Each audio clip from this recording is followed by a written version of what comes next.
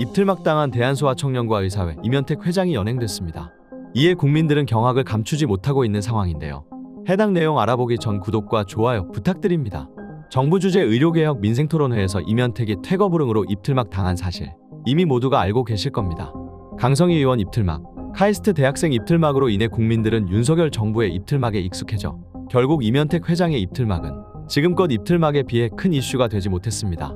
그런데 이면택 회장의 입틀막에 동정 여론이 크지 않았던 이유는 바로 이와 같습니다. 이랬던 이면택은 입틀막 사건 이후 흑화했는지 페이스북을 통해 윤석열을 겨냥하는 듯한 수위 높은 비판을 이어나갔습니다. 이에 많은 네티즌들은 이러다 압수수색 되는 거 아니냐 농담삼아 이야기했지만 정말 압수수색 당하고 있는 상황이라고 전해졌습니다. 물론 페이스북 글들로 인해 압수수색을 당하는 것은 아닙니다. 보건복지부는 지난달 27일 김태구 의협비대위원장, 주수호 의협비대위 언론홍보위원장, 박명화 비대위 조직강화위원장, 이면택 대한소아청소년과 의사회장, 노환규 전 의협회장 등 5명을 경찰에 고발했고 정부의 업무개시명령 위반 또는 형법상 업무방해죄에 해당하는 전공의들의 집단행동을 교사 방조한 혐의 때문이죠. 그러나 네티즌들은 이와 같은 반응을 보이고 있습니다.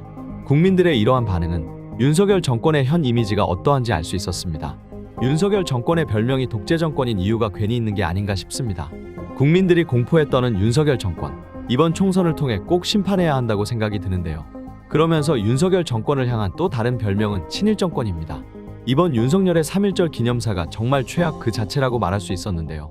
일제강점기였던 1919년 3월 1일 당시 한반도의 민중들이 일본 제국의 지배에 한 거에 한국의 독립을 선언한 3.1운동을 기념하는 3.1절에 오늘자 일본을 두둔하는 모습을 보였습니다.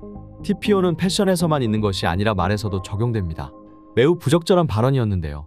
그런데 현재 이것보다 심각한 내용이 있습니다. 3.1절 국민들을 경로하게 한 충격적인 내용 함께 살펴보시죠.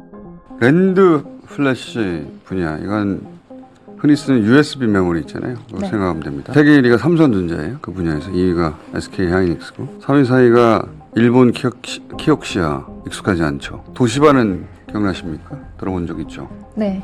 예전에 도시바였어요. 미국의 웨스턴 디지털 3, 4위인데 합병을 하려고 해요. 몸집을 키우려고. 합병을 하면 삼성전자하고 몸집이 비슷해집니다. 1위, 2위인 한국 기업한테는 위협이죠. 그래서 키옥시아 전환사채 지분인 SK가 합병을 반대한 거예요. 네. 왜냐하면 둘이 합쳐지면 위협이 되니까 시장에서. 근데 미국, 일본 정부가 SK를 압박했다는 겁니다. 그건 그럴 수 있잖아요.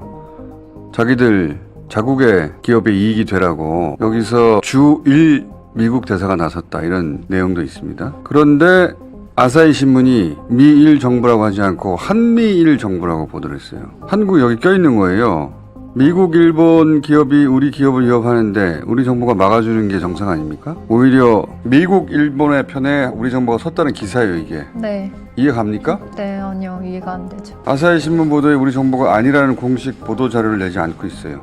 사실 아사히를 고소고발해야 되는 내용인 것 같은데, 사실이라면. 이게 SK 하이닉스의 경우만 그렇겠는가?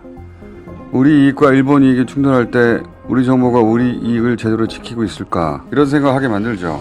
자, 3.1절에 그래서 우리 정부에 일본 간첩이 있다고 제가 주장하는 건 말도 안 되는 기사죠. 아사히 신문이 일본의 유명 정론지거든요. 아무 근거 없이 이런 보도를 하지 않을 텐데.